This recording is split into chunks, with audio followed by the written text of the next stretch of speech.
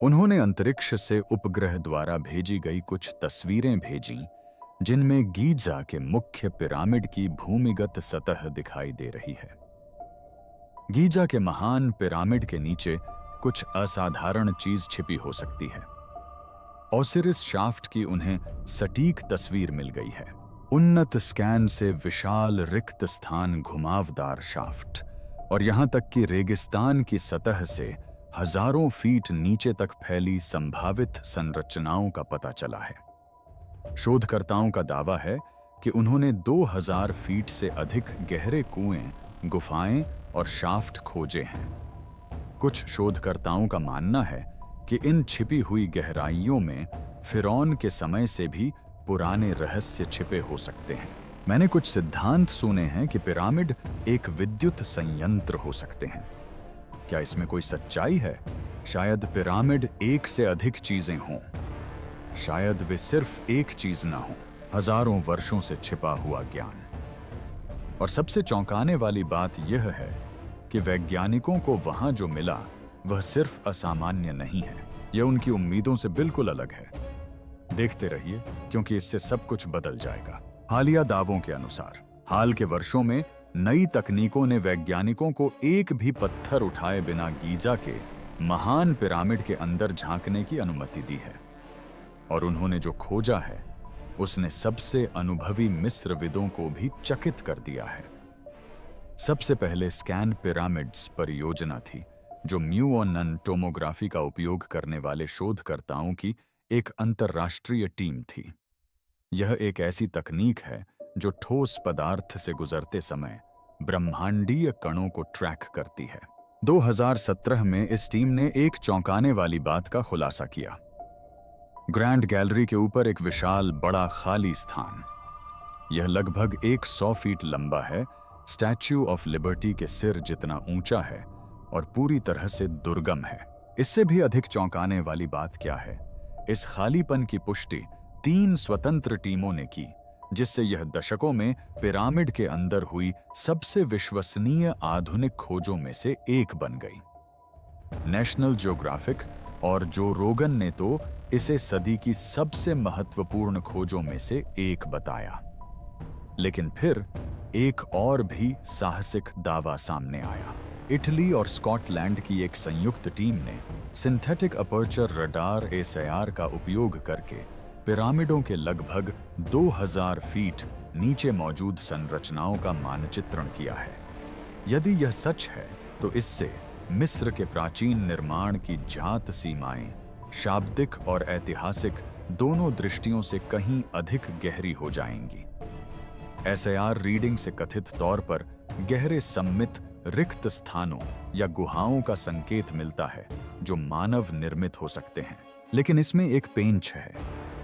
इन निष्कर्षों की अभी तक सहकर्मी समीक्षा नहीं हुई है और न ही अन्य टीमों द्वारा इन्हें दोहराया गया है, जिससे ये अत्यधिक विवादास्पद हो जाते हैं।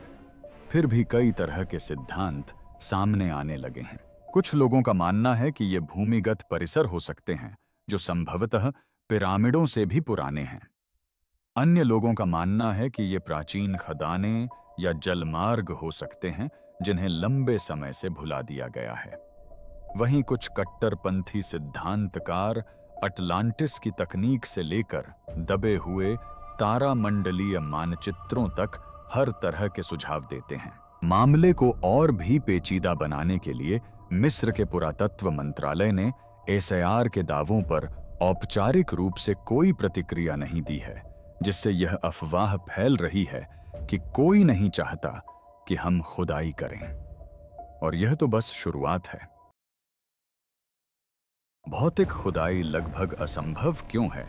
यह सुनने में काफी सरल लगता है। अगर हमें लगता है कि ग्रेट पिरामिड के नीचे कुछ छिपा है तो खुदाई क्यों न कर लें? लेकिन वास्तविकता इतनी सरल नहीं है। सबसे पहले संरचनात्मक मजबूती की बात करते हैं। ग्रेट पिरामिड का अनुमानित वजन 60 लाख टन है, जिसे चूना पत्थर के बड़े बड़े ब्लॉकों में बड़ी सावधानी से और सटीक रूप से रखकर बनाया गया है। इंजीनियरिंग का यह अद्भुत नमूना 4500 वर्षों से अधिक समय से भूकंप, कटाव और लूटपाट का सामना कर चुका है, लेकिन इसके आधार में जरा सा भी बदलाव तबाही ला सकता है। इसके नीचे खुदाई करने से पिरामिड के भार वहन करने वाले क्षेत्र प्रभावित हो सकते हैं, खासकर इसलिए क्योंकि आधुनिक इंजीनियर अभी भी इसके आंतरिक तनाव बिंदुओं की कार्य प्रणाली को पूरी तरह से नहीं समझते हैं। फिर भूविज्ञान का मुद्दा भी है। पिरामिड मोकोटम और मां आदि संरचनाओं की परतों के ऊपर टिका हुआ है, जो प्राकृतिक दरारों, भिन्न घनत्व और यहां तक कि भूजल के भंडारों से भरी हुई अवसादी चूना पत्थर की किस्में हैं।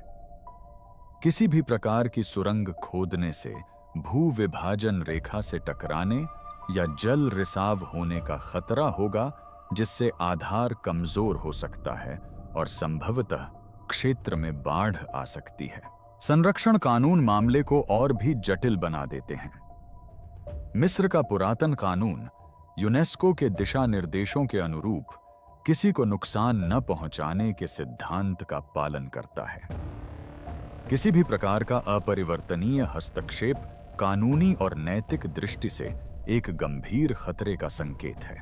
पिरामिड के अंदर या नीचे खुदाई करना सिर्फ एक इंजीनियरिंग निर्णय नहीं है, यह एक राजनीतिक निर्णय है जिसके लिए अंतर्राष्ट्रीय स्वीकृति, पर्यावरणीय प्रभाव आकलन और मिस्र की सर्वोच्च पुरातत्व परिषद की निगरानी की आवश्यकता होती है। और यहाँ एक मजेदार लेकिन निराशाजनक तथ्य है। इस बात की कोई गारंटी नहीं है कि हमें कुछ मिलेगा ही। जिस खाली जगह को हम इतनी उत्सुकता से खोजना चाहते हैं, हो सकता है वह सिर्फ एक तनाव कम करने वाली गुहा हो। रडार या म्यूओनन द्वारा पता लगाए गए कई विसंगतियां प्राकृतिक संरचनाएं या निचले कक्षों पर दबाव कम करने के लिए जानबूझकर किए गए वास्तुशिल्पीय डिजाइन हो सकते हैं। दूसरे शब्दों में कहें तो हर रहस्य में खजाना छिपा नहीं होता। इस बात पर बहस जारी है कि पिरामिड के नीचे क्या छिपा है। गीजा के महान पिरामिड के नीचे किसी रहस्यमय चीज का सबसे पहला जिक्र प्राचीन यूनानी इतिहासकार हेरोडोटस से मिलता है। ईसा पूर्व 5वीं शताब्दी के आसपास लिखते हुए उन्होंने दावा किया कि पुजारियों ने उन्हें बताया था कि राजा खुफू को पानी से घिरे एक द्वीप पर धरती के भीतर गहराई में दफनाया गया था। कई लोगों को यह बात कोरी कल्पना लगती है, लेकिन कुछ लोगों का मानना है कि यह एक भूमिगत कक्ष की काव्यात्मक स्मृति हो सकती है, जो छिपी हुई नहरों या जल भंडारों के माध्यम से नील नदी से जुड़ा हुआ था। और हेरोडोटस ही एकमात्र स्रोत नहीं है।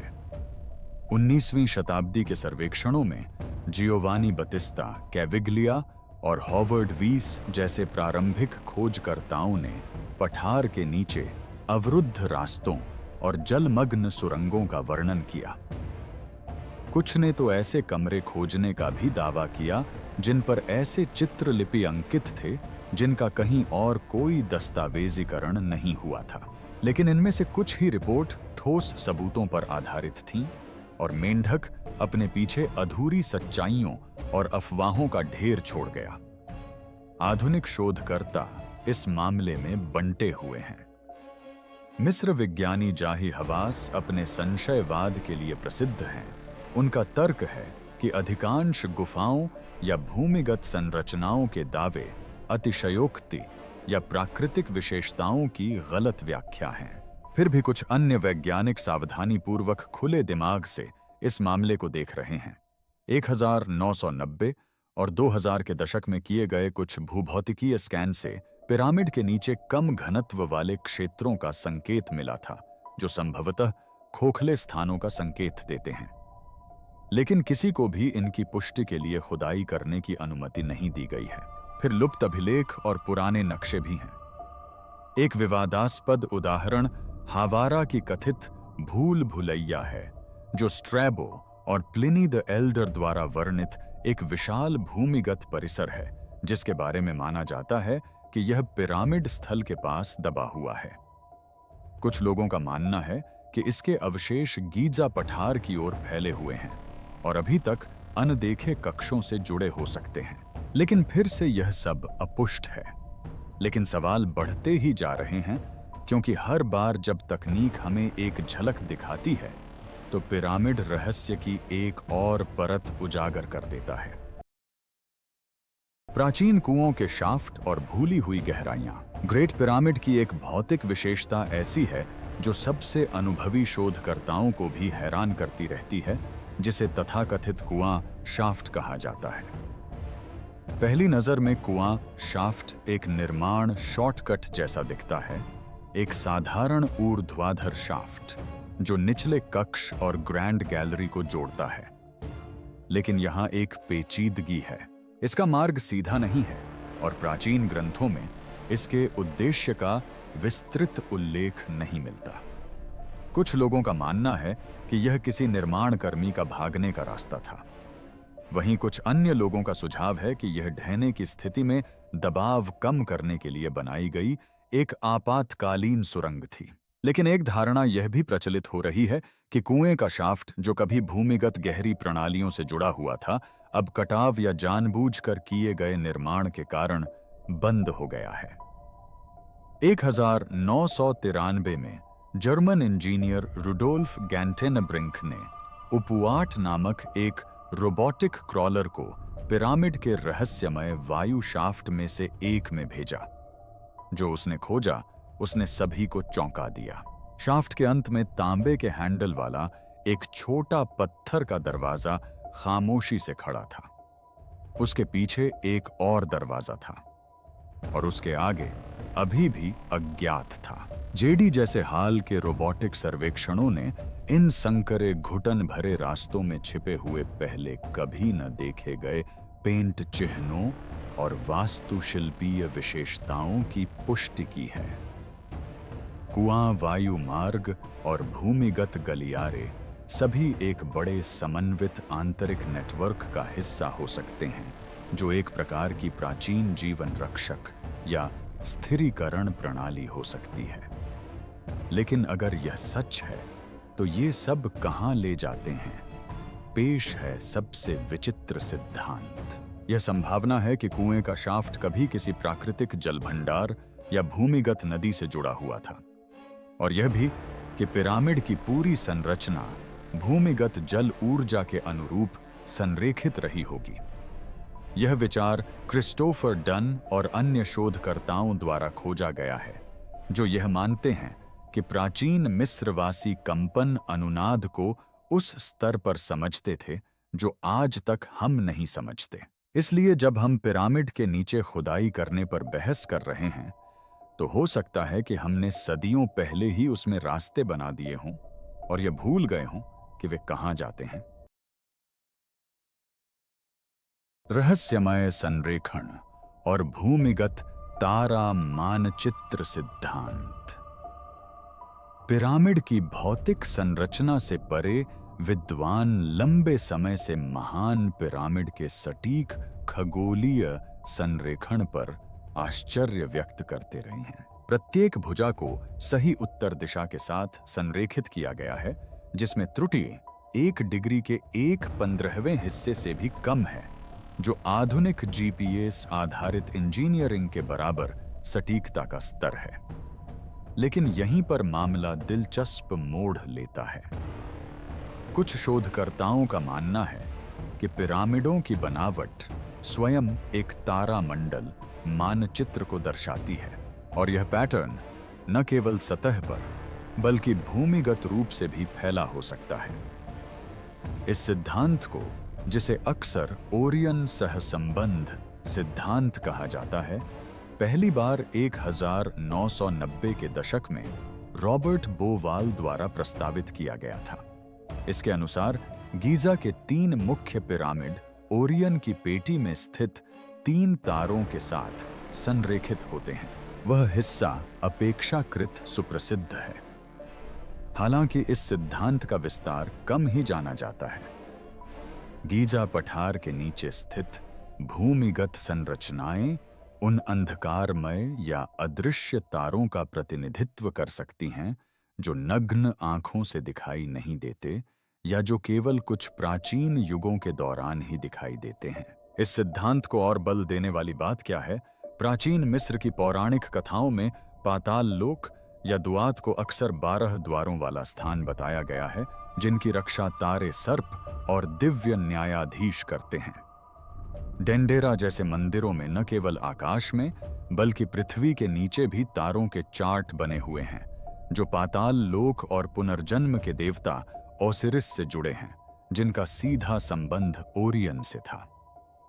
कुछ उपग्रह आधारित एसआईआर स्कैन, हालांकि अभी तक सत्यापित नहीं हुए हैं, ज्ञात कब्रों और मार्गों से परे पठार के नीचे ज्यामितीय संरचनाएं दिखाते हैं, जिससे कुछ लोगों का मानना है कि हमने अभी सतह को मुश्किल से ही छुआ है।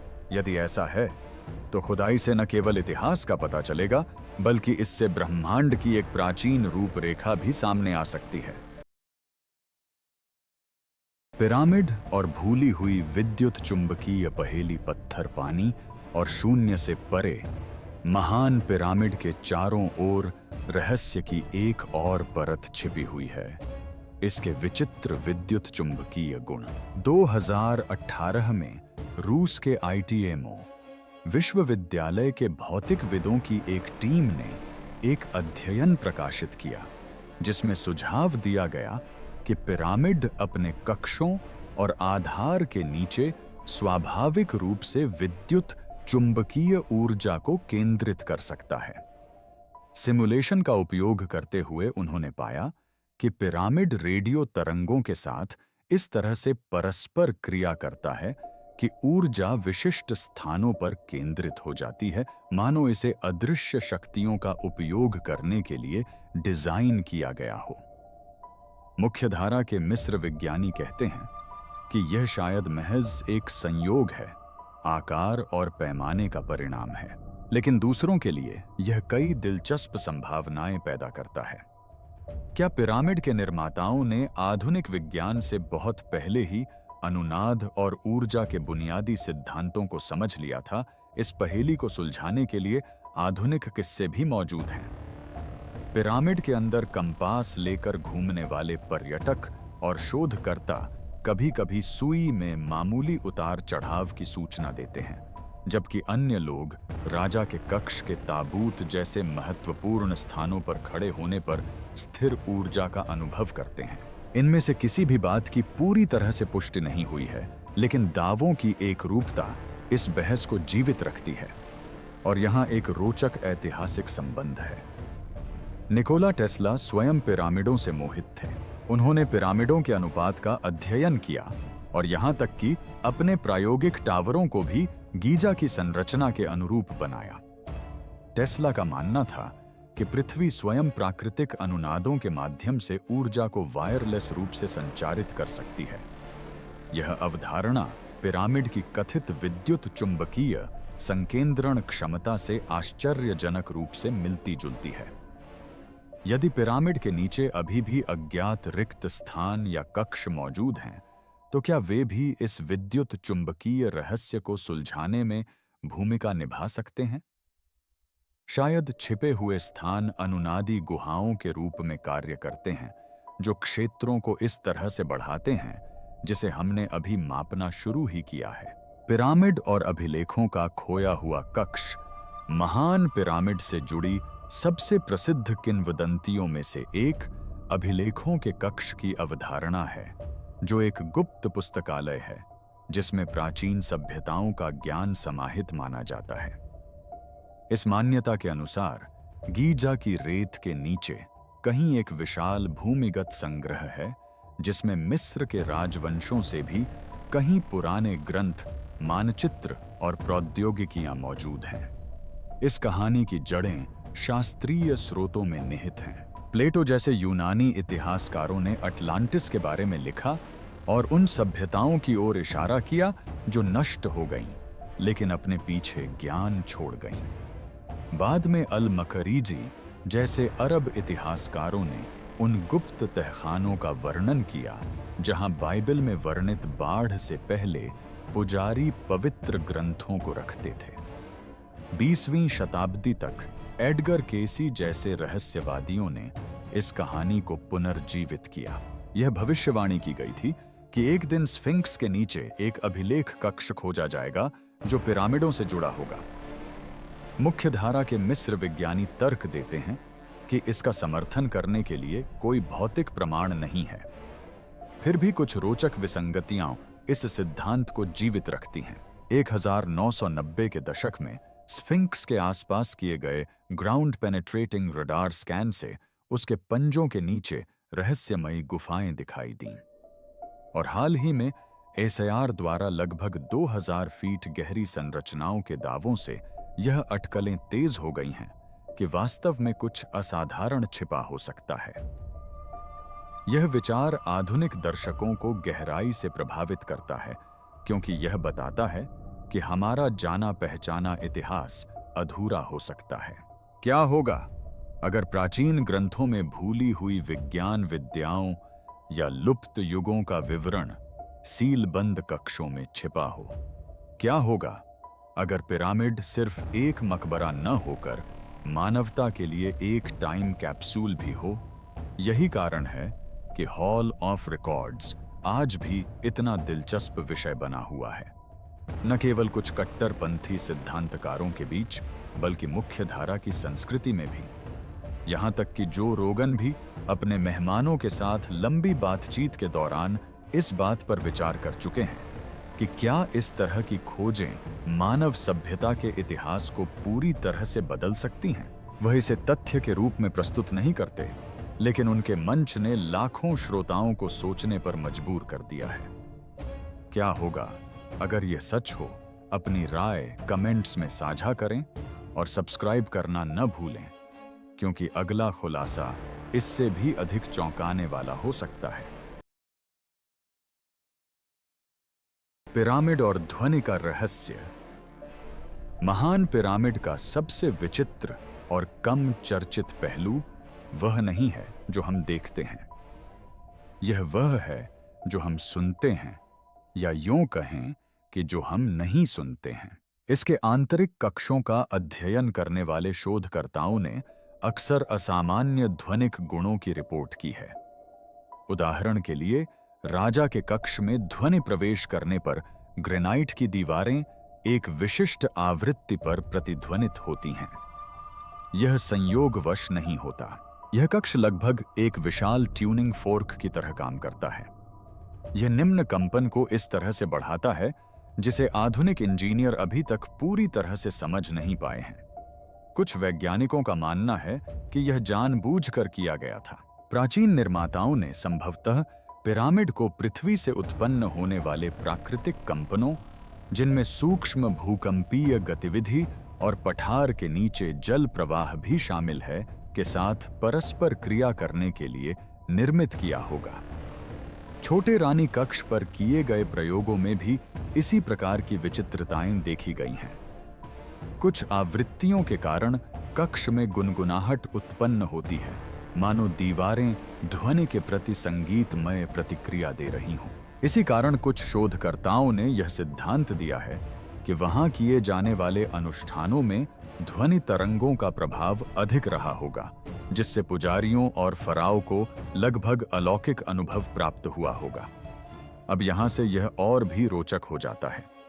गीजा के नीचे स्थित भूमिगत जल भंडारों का अध्ययन कर रहे भूभौतिक विदों का सुझाव है कि बहता पानी कंपन उत्पन्न कर सकता है, जिसे संरचना द्वारा ग्रहण किया जा सकता है।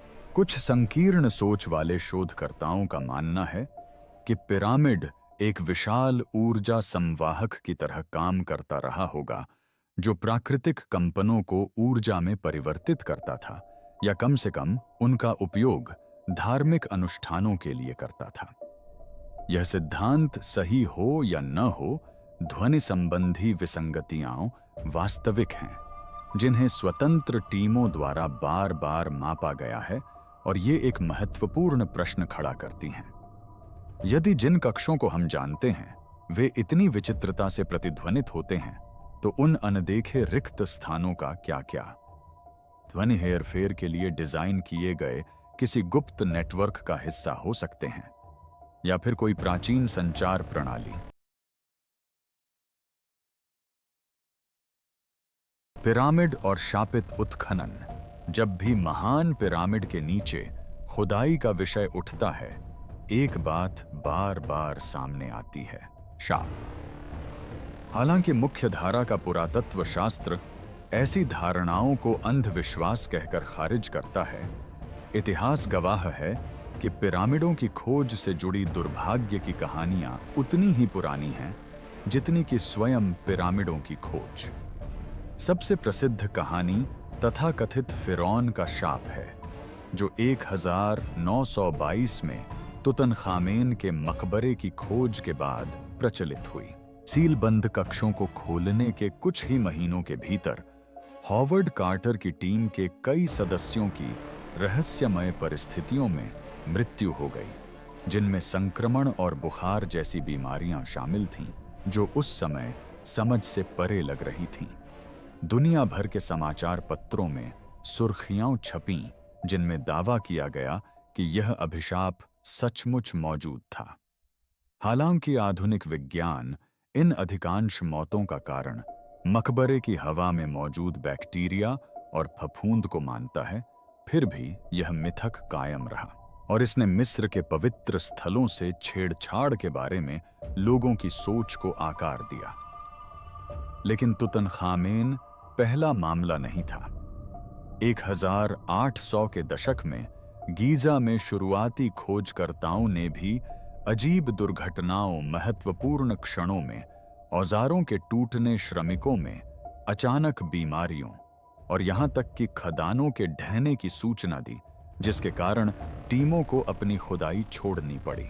स्थानीय मजदूर अक्सर काम जारी रखने से इनकार कर देते थे, क्योंकि वे प्राचीन चेतावनियों का हवाला देते थे कि राजाओं के विश्राम स्थलों को छेड़ने से विपत्ति आएगी। आज भी जब मिस्र के कुछ अधिकारियों से पूछा जाता है कि हम महान पिरामिड के नीचे खुदाई या ड्रिलिंग क्यों नहीं करते, तो वे इन्हीं पुरानी मान्यताओं का हवाला देते हैं। यह सिर्फ संरक्षण कानून का मामला नहीं है, यह अज्ञात के प्रति एक सांस्कृतिक श्रद्धा है।